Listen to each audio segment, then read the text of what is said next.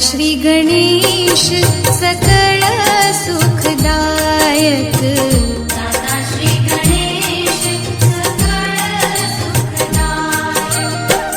देवोना देव गणोना गणनायक। देवोना देव गणोना गणनायक।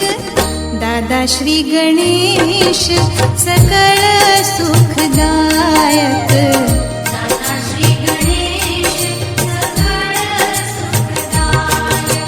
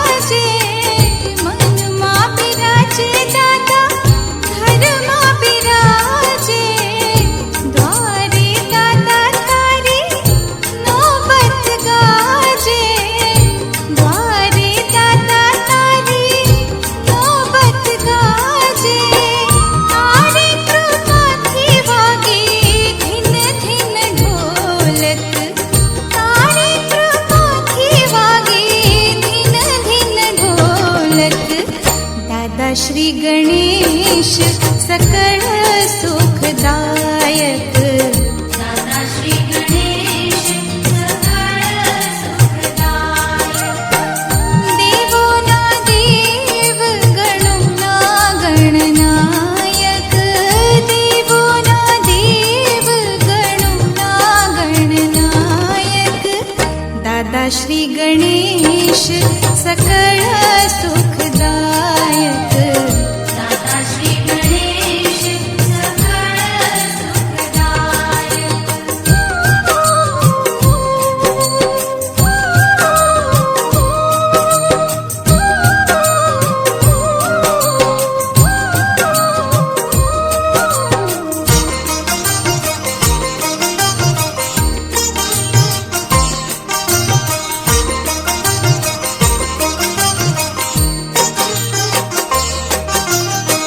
मीठा मीठा मोदक केरा थाल धराओ।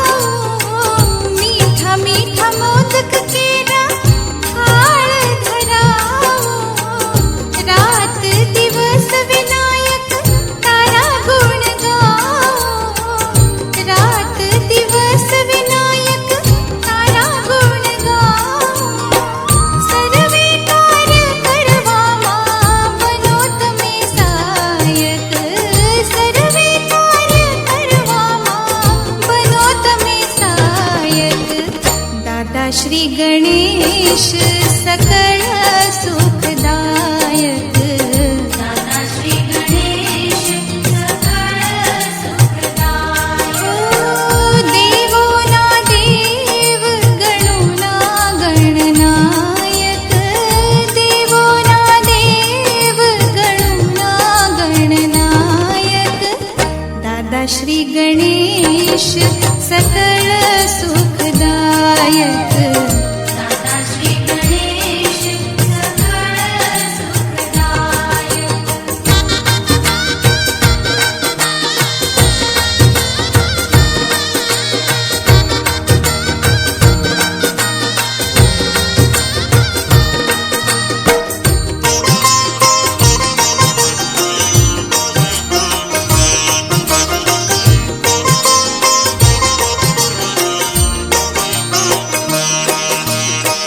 मंगल कार्य करो आओ मारे द्वारे। मंगल कार्य करो आओ मारे द्वारे। वरनी कन्या ना लग्न तारे सहारे। वरनी कन्या ना लग्न तारे सहारे। सर्वे विघ्नो हरजो थईने सहायक। सर्वे विघ्नो हरजो थईने सहायक। दादा श्री गणेश सकल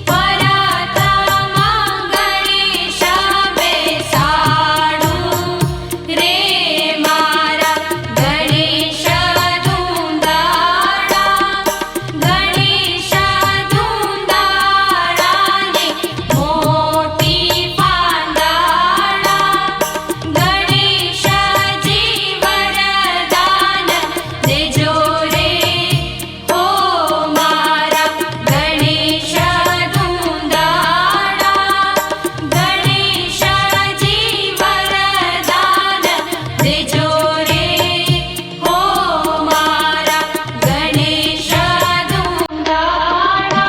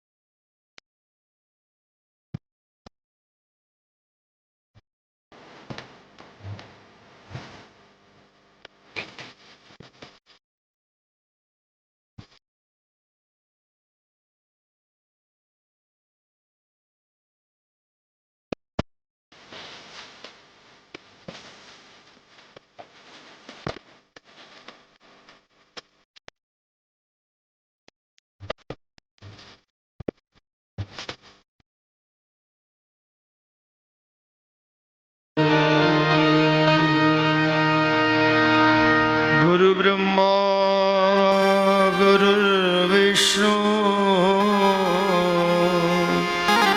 गुरुदेवो महेश्वरा गुरु साक्षात् परब्रह्मा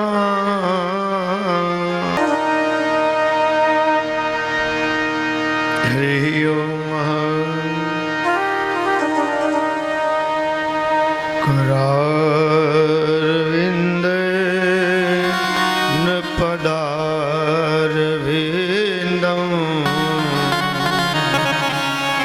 मुखारविंदे वटस्य पत्रस्य पुटे शयानम्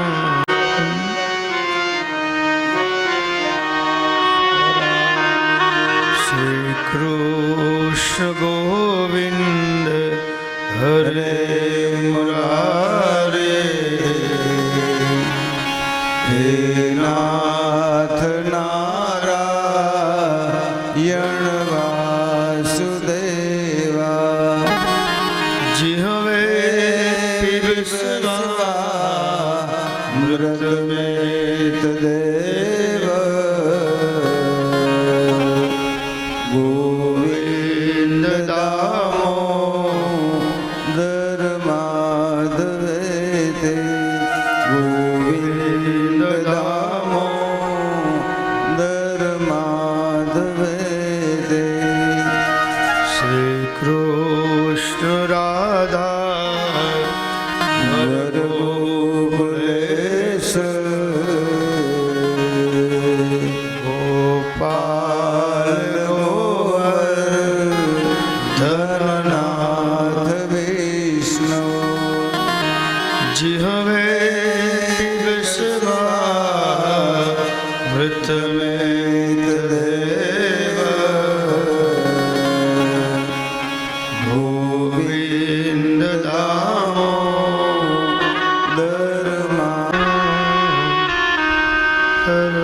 माधवेति गोविंद दामोदर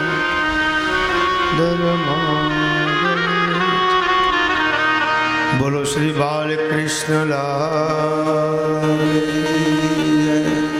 बोलो बाल कृष्ण लाल कृष्ण कन्हैया लाल श्री भागवत भगवान पितृनारायण देव भवनाथ महादेव कुलदेवी माता ओम नमः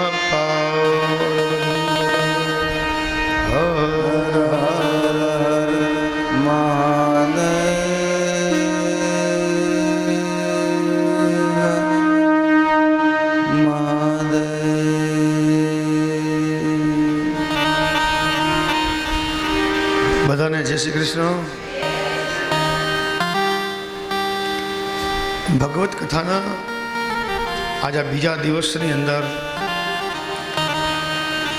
દરેક ભક્તજનો ને બધાને જય શ્રી કૃષ્ણ. અમારા સરસ્વતીના ઉપાસક સાધુ છે બધા, એને પણ જય સીતારામ. ભૂદેવના ચરણમાં વંદન. અને અમારું સાવન ગોપાલ અને ગોપાલની જ કથા, એટલે ગોપાલના તો જેટલા બાપુ જિગ્નેશભાઈ ગુણગાન ગાય એટલા ઓછા છે ગોપાલ સાવનવાળા જિગ્નેશભાઈ. અને જે લાઈવ પ્રસારણ કરી રહ્યા છે, મને નામ તો શું નામ છે ભાઈ? રવિરાજ સ્ટુડિયો, કે જેના માધ્યમથી મારે કાલે આફ્રિકાથી ફોન બે આવ્યા. એક લંડનના યજમાન છે, એનો ફોન આવ્યો, અને ત્યાંથી ત્યાંથી લાઈવ પ્રચારણ છે ટીવીના માધ્યમ ચેનલના માધ્યમથી જે જોઈ શકે છે એ દરેક વૈષ્ણવોને બધાને જય શ્રી કૃષ્ણ. દિવ્ય કથા અને દિવ્ય જે પરમ ચેતનાઓ જે છે સ્વર્ગસ્થ કણજારિયા પરિવારના આંગણે આવો રૂડો અવસર અને કણજારિયા પરિવારના સમસ્ત પિતૃ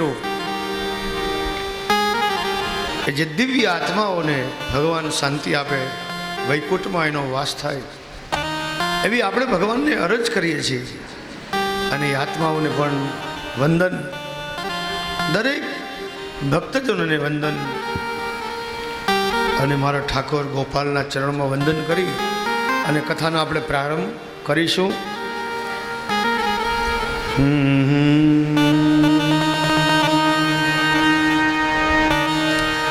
કસ્તુરી તિલકં લલાટ પટલે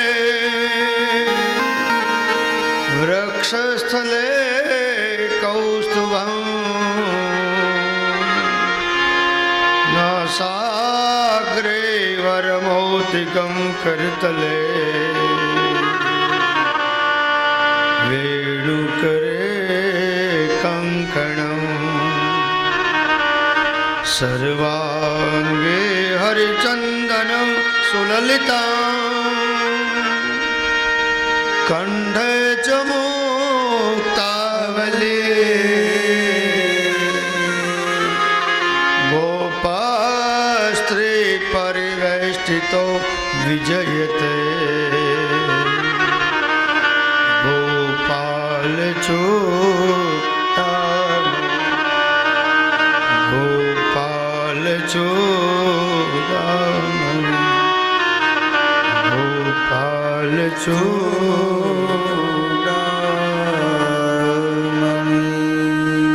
ભાગવતજીના ચરણમાં વંદન. જગદગુરુ ભગવાન કૃષ્ણને કોટી કોટી વંદન. કૃષ્ણં નારાયણં વંદે, કૃષ્ણં વંદે વ્રજપ્રિય, કૃષ્ણં દ્વૈપાયनं વંદે, કૃષ્ણં વંદે પૃથાસુતં, કૃષ્ણં વંદે પૃથાસુતં. નારાયણં નમસ્કૃત્ય નરં ચૈવં નરોત્તમં દેવીં સરસ્વતીં વ્યાસો તતો જયમુદીરયે, તતો જયમુદીરયે. મા ભગવતી જગદંબા સરસ્વતીને વંદન કરીએ, કથાનો પ્રારંભ કરીએ.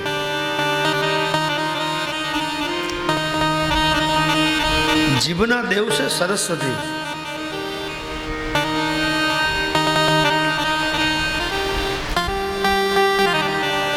મા ભગવતીને વંદન કરી આજે આપણે ભાગવતના પ્રથમ સ્કંદની અંદર પ્રવેશ કરીએ. ભાગવતજીના 12 સ્કંદ છે, 18,000 શ્લોક છે એના. ગઈકાલે આપણે ભગવાનના મહાત્મય સાંભળ્યા. આ ભક્ત અને ભગવાનને એક કરનારી આ કથા છે.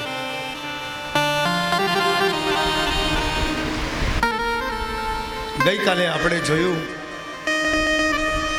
કે ધુંધુકારી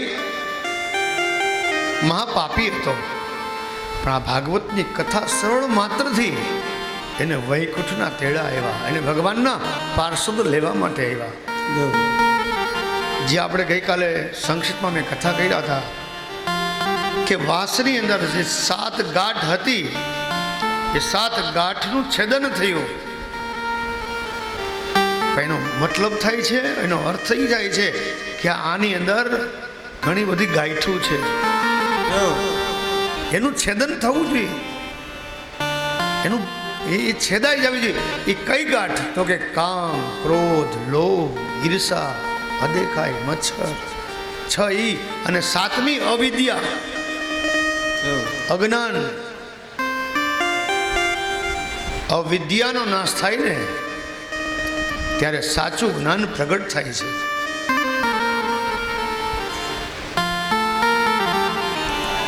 ભીતરની હલો થોડોક આમ મને કંઈ ક્લિયરિટી કરતી જરા. હલો સહેજી કહો જરા. Hello hello check hello hello hello hello. ભગવાન આવવાનો હોય ને એટલે ભીતરની સાફ સુફીની જરૂર પડે છે. આપણી ઘરે કોઈ મહાનુભાવ આવતો હોય, કોઈ સંત આવતો હોય, કોઈ આપણો સગો આવતો હોય, ત્યારે આપણે ઘરને સાફ સુફી કરીએ કે મહેમાન આવવાના છે, ચોખ્ખું રાખીએ. આ તો મારો ઠાકર પ્રગટ થવાનો છે હૃદયની અંદર, તો આ ભીતરની સાફ સુફીની બહુ જરૂરી છે.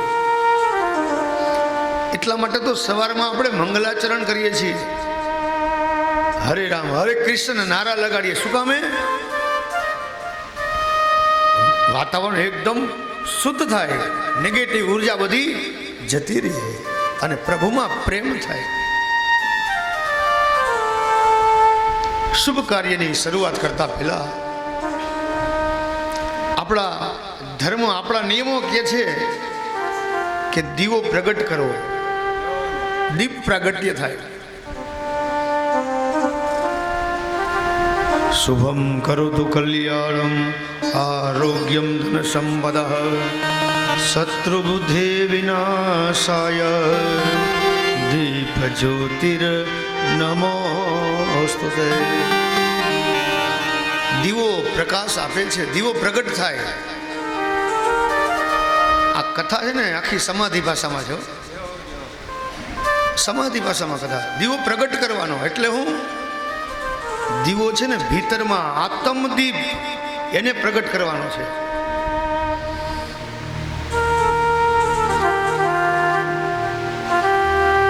જે દીપ જ્યોતિર પરબ્રહ્મ દીપ જ્યોતિર જનાર્દન દીપો હર તુમે પાપમ દેવ દીપ નમોસ્તુતે. દીવો પ્રગટ થાય ને એટલે ભાઈ અંધારા છે ને આપોઆપ જતા રહે. તમને સમજાવું 2 મિનિટ. આજનો માણસ કાયમ રોતો હોય કે અમારે દુઃખ છે, અમારે આ છે, અમારે આ વ્યાધિ છે, આ ઉપાધિ છે. આપણે એની પાછળ લાગી જઈએ, પણ એ આ છે ને દુઃખની પાછળ દોડવાની જરૂર નથી, પણ તમે સુખની ખોજમાં લાગી જાઓ. અંધારું હોય, અંધારાને તમે ગમે તેટલા ધક્કા મારો, અંધારું જાય નહીં જાય. અંધારા હોય અને તમે લાકડી લ્યો, સામેણો લ્યો, ધક્કો મારો, સાપ કોઈ અંધારું નહીં જાય. કરવાનું શું છે આપણે કે અંધારું ભલે રહ્યું, પણ તમારે છે ને ખાલી દીવો પ્રગટ કરવાનો હોય એટલે અંધારું આપોઆપ જતું રહે. ભીતરમાં દીવો પ્રગટ કરો.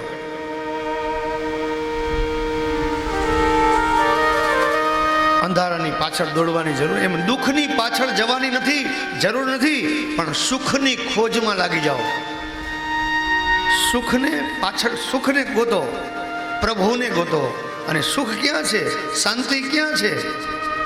તો કે પ્રભુના નામમાં જ શાંતિ છે, બાકી ક્યાંય શાંતિ નથી. એટલે એ સુખની ખોજમાં લાગી જાઓ.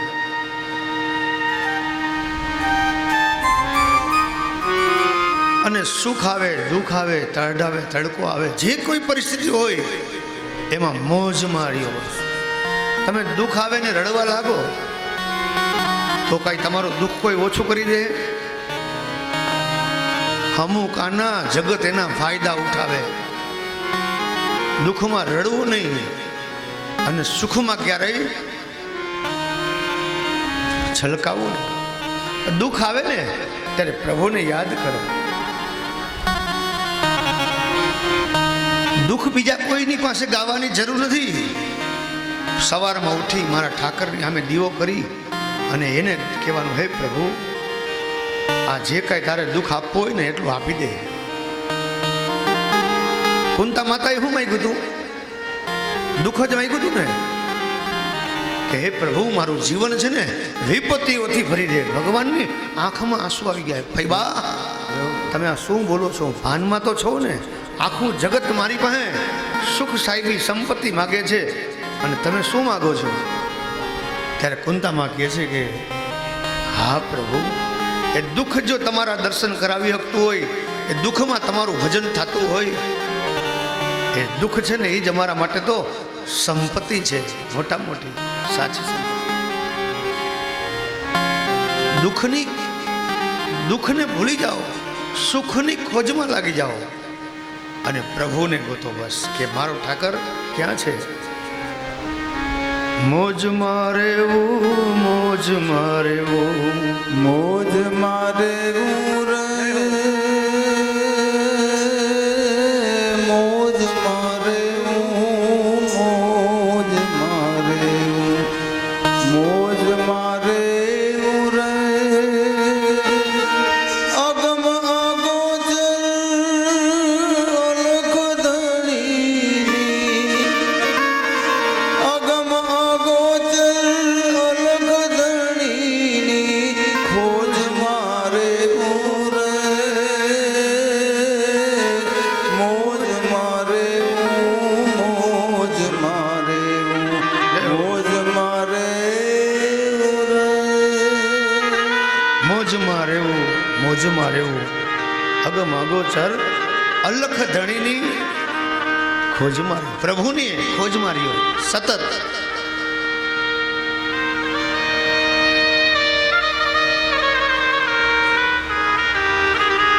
દુઃખમાં રડવું નહીં, સુખમાં છલકાવું નહીં, પ્રભુનું ભજન વધારો બસ, પ્રભુની ભક્તિ કરો.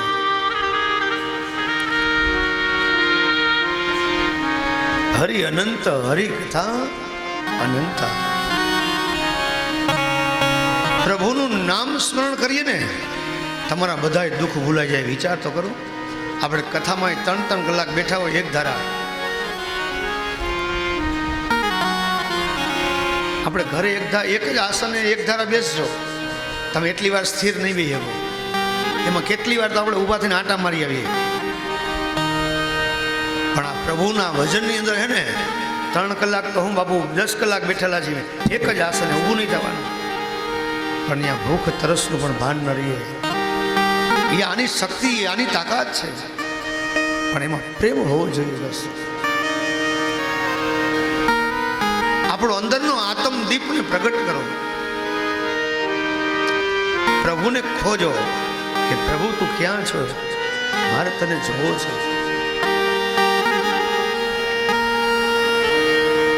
દુઃખમાં ક્યારેય રડવું નહીં, સુખમાં પ્રભુને યાદ કરો, દુઃખમાં પણ પ્રભુનું સ્મરણ કરો અને આ દીપ પ્રાગટ્ય કરો. કથા આપણે ગઈકાલે કીધું તું મેં કે કથા છે ને સરિતા છે, વેતા વેતા વેતા આપણી પાસે આવ્યા છે તો એમાં સ્નાન કરીએ, પાન કરીએ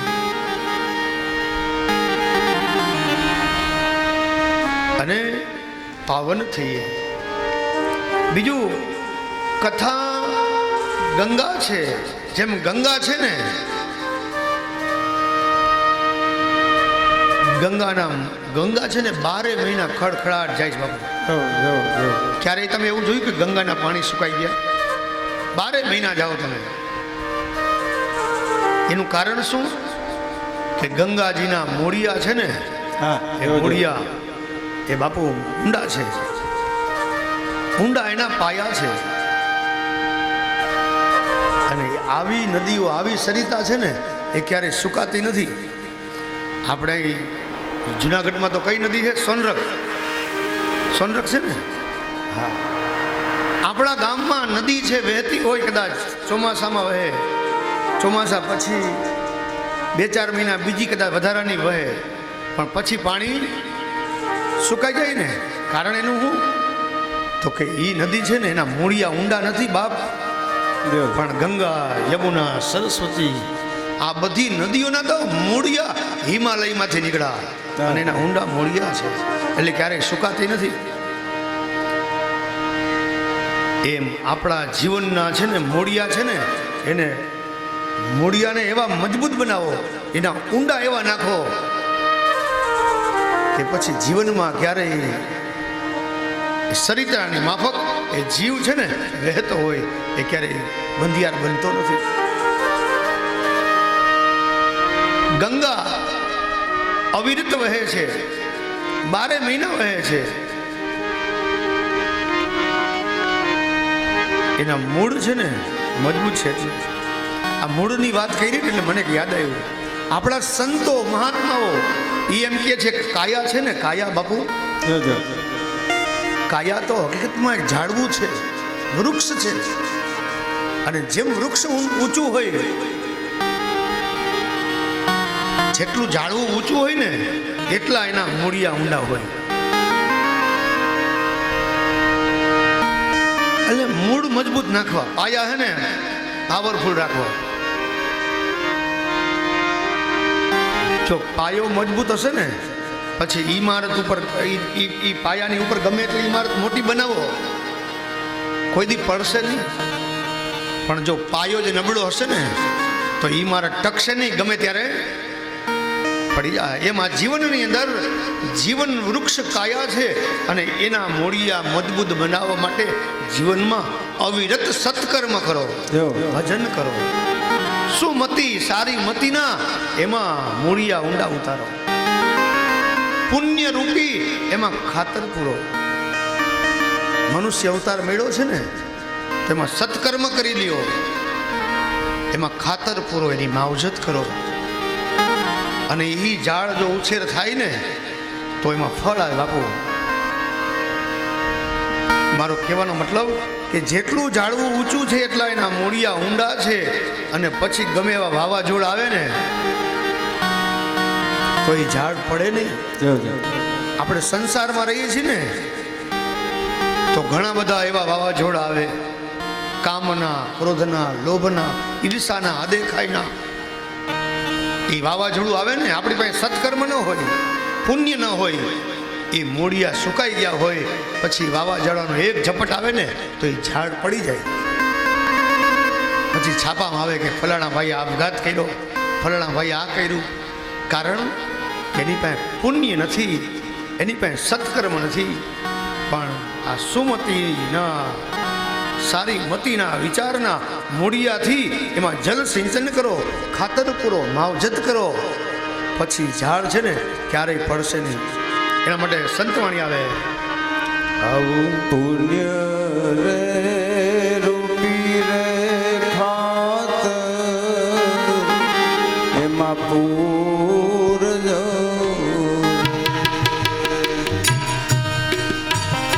આવું પુણ્ય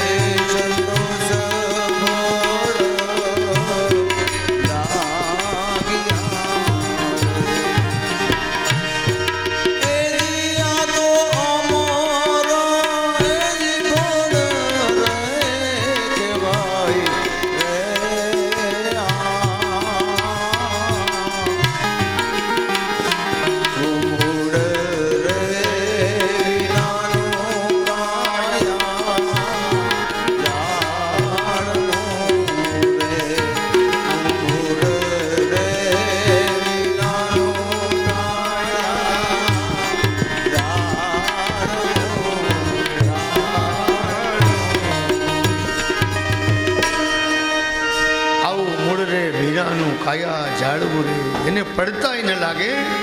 હા બાપ એના મૂળિયા ઊંડા ઉતારા.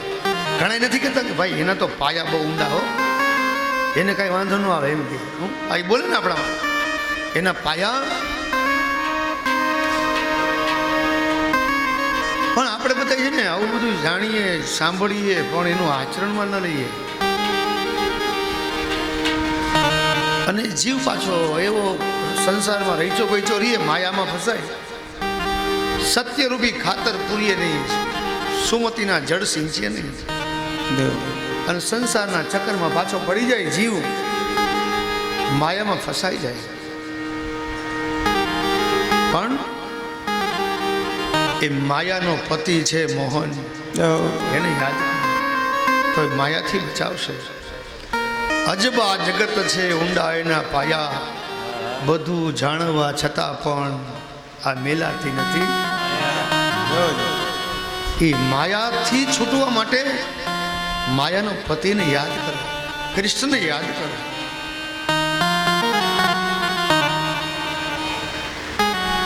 જો એ વૃક્ષને જો એની માવજત થાય અને જો એનું મોટું થાય ને, એમાં બે ફળ આવે ને એમાં ફળ. એ કયું તો કે શીલ અને સંતોષ. જેના જીવનમાં સંતોષ છે, જેના જીવનમાં આનંદ છે, એ જ મોટો ધનવાન છે. શીલ અને સંતોષ. આપણી પાસે સંતોષનું ધન છે ને, એ બહુ મોટું છે. બાકી તો ઘણા તમે જોયા હશે કે અબજો ખરબો રૂપિયાવાળા હોય, એના ઘરમાં સોનાના વાસણ હોય, નોકર ચાકરો કામ કરતા હોય, અને તોય ગરીબને મારીને ઝૂંટવીને લઈ લેતો હોય, બીજાનું આંચકી લેતો હોય, અને ભગવાનને આગળ બે હાથ જોડીને ભિખારી બની અને કાયમ માગતો હોય, હે ભગવાન આ દે, બોલું દે, તે દે. જેના જીવનમાં સંતોષ નથી એ ભિખારી છે. જે મળ્યું છે ને એને સંતોષ માનો. આપણા ઘરમાં ભલે છાસ ને રોટલો હોય, આજે આપણને છાસ રોટલો મળ્યો હોય ને તો ભગવાનને થેન્ક યુ કે બાપ તારી કૃપાથી આજે મને રોટલો મળ્યો છે. આ ભારત દેશની અંદર ઘણા અસંખ્ય એવા છે કે એને બે કોળિયા ભોજન પણ મળતું નથી. આપણને રોટલો તો મળ્યો. જીવનમાં સંતોષ છે ને બહુ મહત્વની વસ્તુ છે. સંતોષ રાખો. કોઈ જાશો નહીં એવા ને આંગણે રે, કોઈ જાશો ના એવા ને આંગણે, કોઈ જાશો ના એવા ને આંગણે રે, કોઈ જાશો ના એવા ને આંગણે.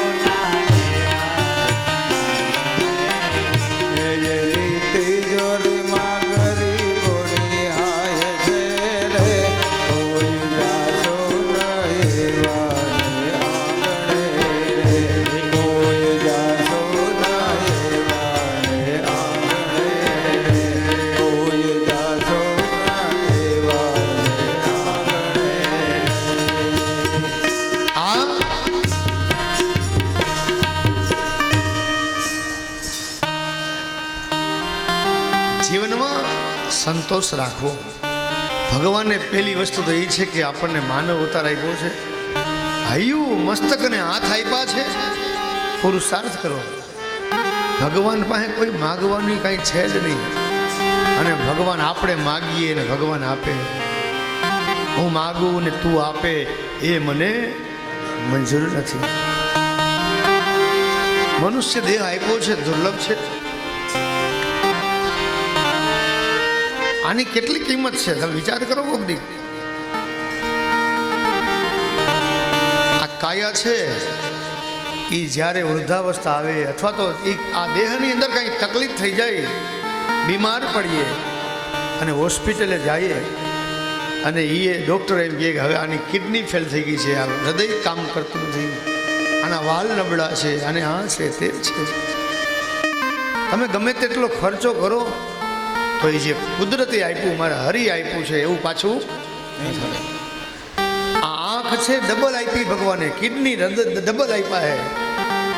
ભગવાનને ખબર છે કે કળિયુગની અંદર આગળ માણસ છે ને ખોટા કર્મ કરશે, ખોટા ખાદ્ય પદાર્થ ખાય, એટલે ભગવાને હૃદયમાં ફિટ કરવાની નળી પણ એક્સ્ટ્રા આપી. પગમાં બાયપાસ કરે ને એટલે પગમાંથી નળી કાઢી અને હૃદયમાં ફિટ કરે. વિચાર તો કરો, પરમાત્માએ કેટલી બધી વ્યવસ્થા કર્યા છે. અને ઈ આજે દવાખાનામાં જાઓ, નાનું મોટું એકાદું ઓપરેશન કરે, 2, 5, 10 લાખના ખર્ચા થતા હોય. તમને કોઈ એમ કહે કે 1 કરોડ રૂપિયા આપો, એક આંખ કાઢીને મને આપી દે, તો આપશું આપણે? તો આની કિંમત કેટલી છે? અનમોલ છે. એનો કોઈ આંખ નથી બાપુ. હૈયું મસ્તક અને હાથ આપ્યા છે. પુરુષાર્થ કરો, નીતિના માર્ગે આગળ હાલો, એમાં તમને કુદરત સહાય કરશે. નીતિ અને નિષ્ઠા હોવી જોઈએ તમારી. પણ અત્યારે સમય એવો માણસમાં નીતિ ખતમ થઈ ગઈ. નિષ્ઠા નથી, નીતિ નથી, કુશળતા નથી. સમજાય? નીતિ એટલે નીતિ અને અનીતિ. નીતિના પાયા ઉપર છે ને બાપુ ઝૂંપડી હારી, પણ અનીતિના પાયા ઉપર મહેલ છે ને એ પણ ક્યારે પડી જાય કાંઈ નક્કી નહીં. નીતિના પાયા ઉપર ઝૂંપડી બનાવો, નીતિ ક્યારેય છોડો નહીં. આજે માણસની નીતિ જ ખોટી થઈ ગઈ છે, એટલે આપણે નથી કહેતા ભાઈ નીતિ ખોટો માણસ છે. નીતિ એટલે હું? આજે કોઈને તમે કામે બોલાવો ને એટલે એને એમ થાય કે આપણે તો ચાર્જ નક્કી થઈ ગયા છે, હવે એનું જે થવું હોય થાય, આપણું થઈ ગયું. એ એની નીતિ નથી, એ એનો ધર્મ નથી. પણ આપણને એમ થવું જોઈએ કે આણે જે મને જવાબદારી સોંપી છે એવું મારી નીતિથી નિભાવવું, મારી નિષ્ઠા એમાં બતાવવું. જો નીતિ અને નિષ્ઠા એમાં ભળશે ને તો એ કાર્યમાં કુશળતા આવશે, દીપી ઉઠશે, પ્રકાશ થાય. એટલે નીતિ અને નિષ્ઠા હોવી જોઈએ માણસ પાસે. મને એમ લાગે કે આજે નીમુબેને મને અહીંયા ગેસ ગાદી પર બેસાડી દીધો છે. આટલું બધું કંઈ સમજાવવાની જરૂર નથી. ક્યાં આમાં કોઈ સમજે છે? જવા દો, થઈ ગયું 12 વગાડો, 2-3 રાસ રમાડી દઈએ, ટાઈમ પર પૂરો થઈ જાય. મને તો મારી દક્ષિણા તો મળવાની જ છે, પણ એ મારી નીતિ નથી, એ મારી નિષ્ઠા નથી. પૂરી નિષ્ઠાથી કામ કરો, અને એ જે કામ કરશો ને તો એ દીપી ઉઠશે, મહેકી ઉઠશે, અને એમાં કુશળતા હશે. એટલે જીવનમાં નીતિ અને નિષ્ઠા હોવી જોઈએ. નિષ્ઠાપૂર્વક જે જવાબદારી સોંપી હોય ને તો નિષ્ઠાપૂર્વક કામ કરવું. આ કથા ભગવાનના છે ને એ કોઈ આ જગતને સુધારવા માટે કથા નથી, પણ પોતાની જાતને સુધારવા માટેનો પ્રયાસ છે. હું એમ કહું કે આ કથા સંભળાવું અને કંઈક જીવનમાં પરિવર્તન આવી જાય, બધા સુધરી જાય, એ વાતમાં કાંઈ માલ નથી. પણ પોતાની જાતને જો સુધારે ને તો એ કોઈ દી નિષ્ફળ જતો નથી. આપણે આપણી જાતથી જ, આપણી જાતે જ કંઈક જીવનમાં પરિવર્તન લઈ આવો. બીજા સુધરે કે ન સુધરે, પણ આપણે શું કરવું એ આપણે વિચારવાનું. અને જીવનમાં કોઈ પણના કામ કરીને તો નિષ્ઠાપૂર્વક કરો બસ. એટલે મારો રામ રાજી થાય, અને એ જ રામનું કામ છે. બસ તમે જગતની સેવા કરો ને, એ જગત એ જ જગદીશ છે, બીજો કોઈ જગદીશ છે નહીં. એટલે જગત એટલે કે દરેકની કંઈક સેવા કરો, શક્ય હોય તો એને મદદ કરો. મંદિરમાં જઈ અને 2 ફૂલ તો બધાય ચડાવી શકે, પણ ગરીબની ઝૂંપડીએ જોઈને કોક દી આંસુડા રૂળો ને તેથી રામ રાજી થાય.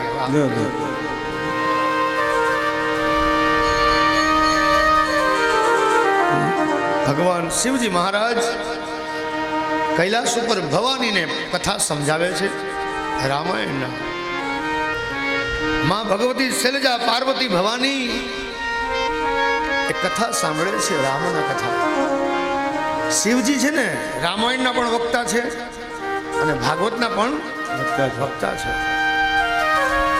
રામની કથા સાંભળી શિવજી ગીતાનું ગાયન કર્યું, અને ત્યારે પાર્વતીને ગીતાના ગાયનમાં રતિ થઈ, પ્રેમ થયો, અને પૂછ્યું પ્રભુ આ ગીતાનો ગાનારો ગોપાલ એ કેવો હશે? મને એના ગુણગાન સંભળાવો. અને ગોપાલના ગુણગાન મહાદેવે સંભળાવ્યા. અને ભાગવતના કથા સુખદેવ મહાદેવ શિવજી ભવાનીને કથા સમજાવે છે. એટલે ભગવાન શિવ છે ને એ જ સુખદેવજી બની અને પરીક્ષિતને કથા સમજાવે છે. શિવ સુખદેવજી બની અને પરીક્ષિતને કથા સમજાવે છે. અને કથામાં ભગવાન શિવ કહે છે કે હે સતી, જ્યારે જ્યારે જીવ છે ને સંસારમાં ફસાય,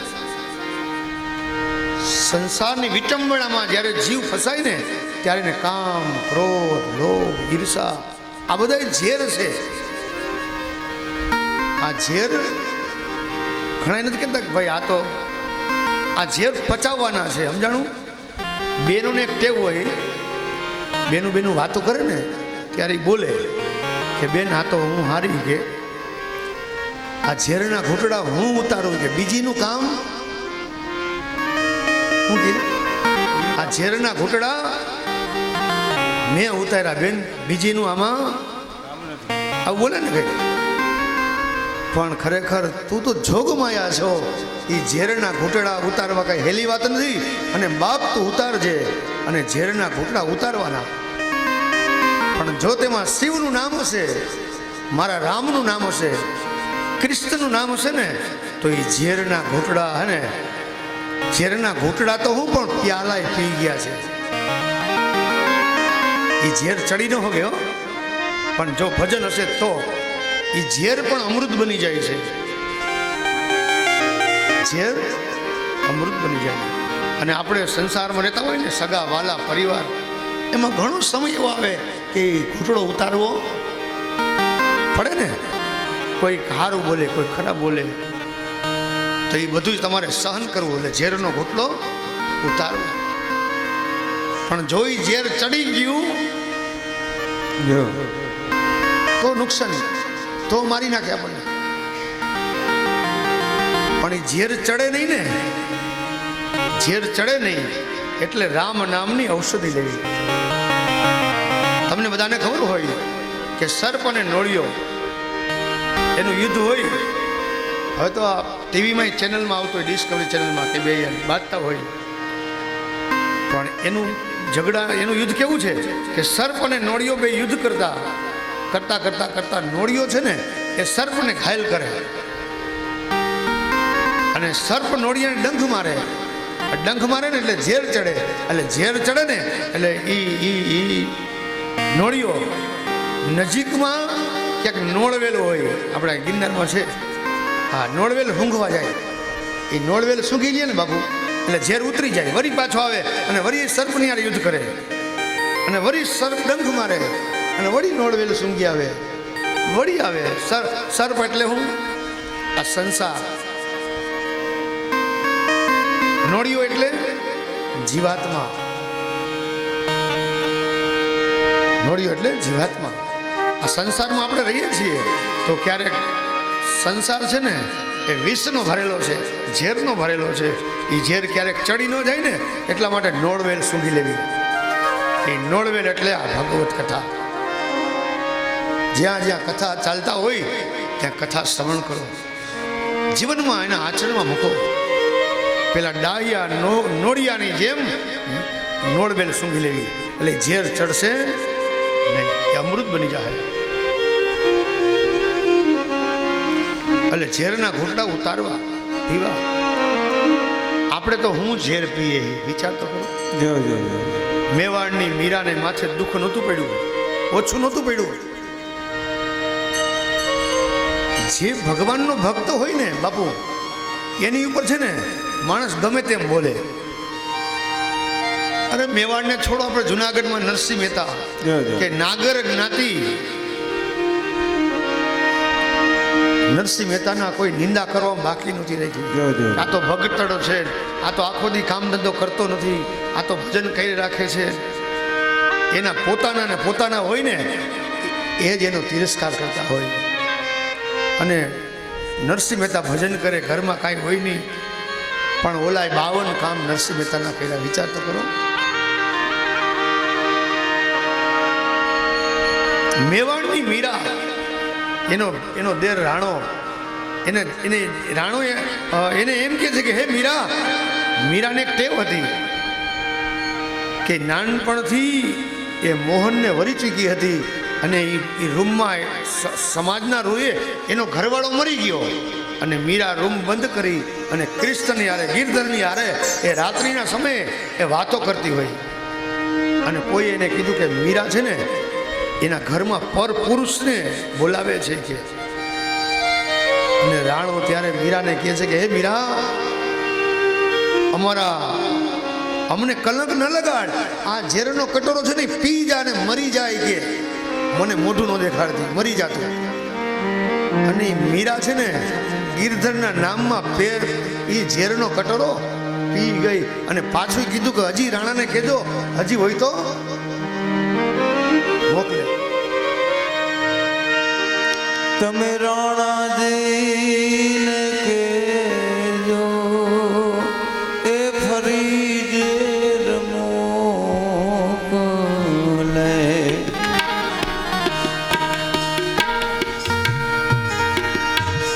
તમે રાણાજીને કહેજો ફરી ઝેર મોકલે.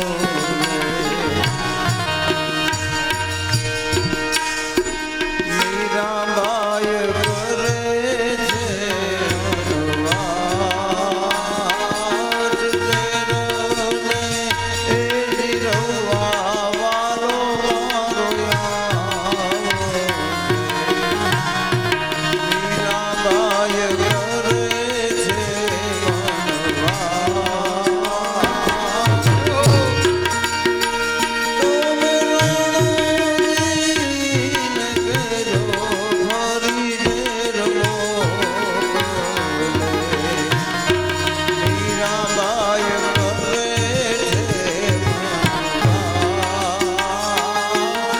આવશે નો દારૂ નો એ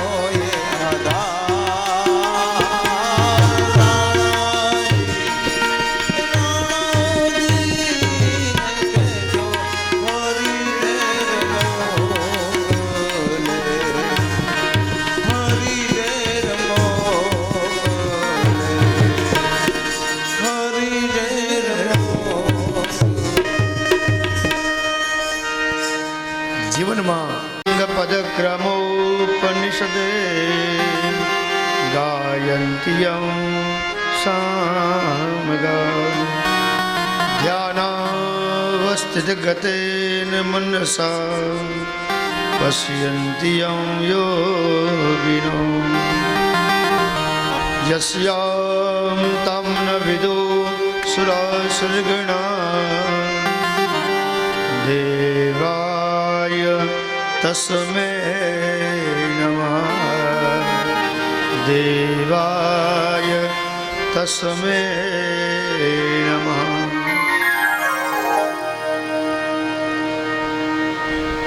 ભગવત કથાના પ્રારંભ થયા. ભગવત કથા સત્યમ પરમ ધીમહિથી કથાની શરૂઆત કર્યા. સત્યમ પરમ ધીમહિ. ધીમહિ શબ્દ આવે ને એ બધો ગાયત્રી મંત્ર છે, અને ગાયત્રી મંત્રનો વેદનો વિસ્તાર એ છે શ્રીમદ ભાગવત કથા.